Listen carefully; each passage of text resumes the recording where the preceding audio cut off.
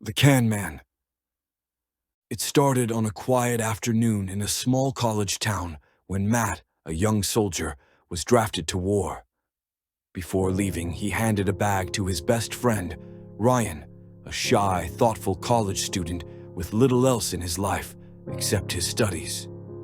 Matt had always been honest, perhaps to a fault, and he carefully explained each item in the bag. Envelopes with money, important papers, old photographs, and personal belongings.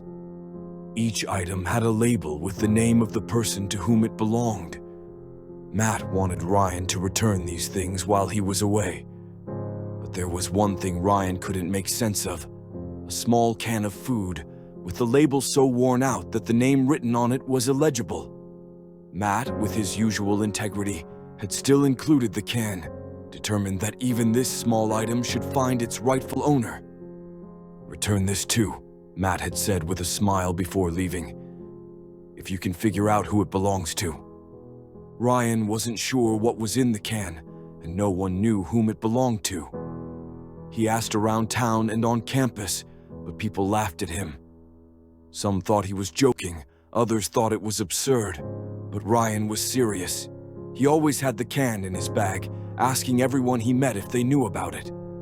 His persistence earned him the nickname Can Man around campus, but he didn't care. He had promised Matt. Months passed, and life continued on, until one fateful evening when a blizzard hit the college town hard. The students had gathered for a movie night in the dorm's recreation hall.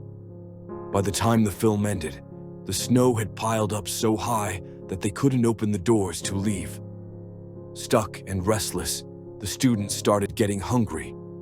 Someone remembered Ryan's can and suggested they open it and share whatever food was inside. Ryan stood firm. "It's not mine to give," he said. Matt wanted it returned to its owner.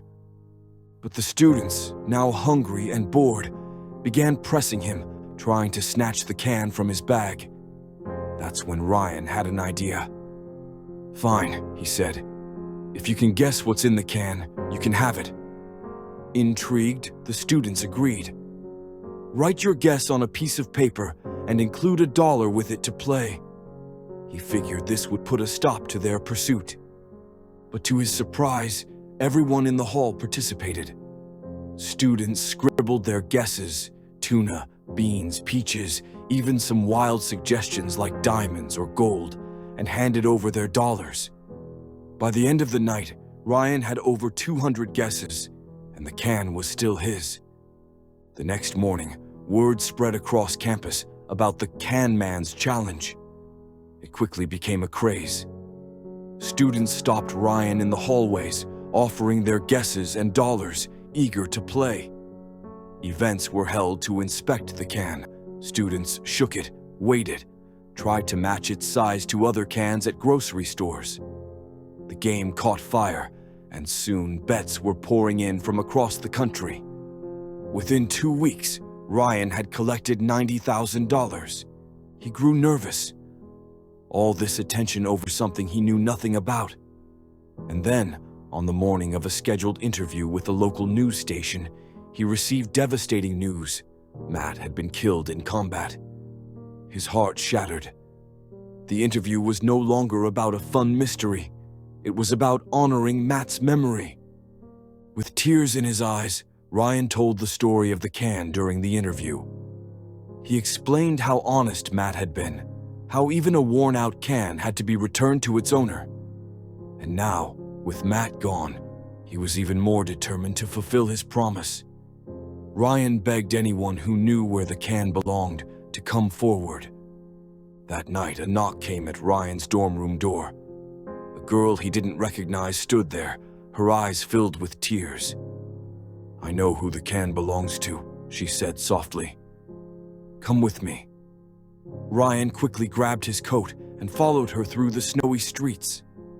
She led him to a homeless shelter, then down an alley where an old woman was huddled on a heating vent. As he stood staring at the old woman, the girl said, "That night, I was out with friends, and Matt was with us. That woman came up to us, wanted to trade a can for a hot meal. We all laughed at her, but Matt didn't. He gave her a hot sandwich he'd just bought and traded her for that can. He promised her that if she didn't like the sandwich, he'd give her the can back. Ryan's heart pounded as the girl walked away, leaving him standing in the snow, staring at the old woman. She turned and saw him, her tired eyes meeting his. "Do you have any spare change?" she asked. Ryan knelt beside her, gently pulling the can from his bag.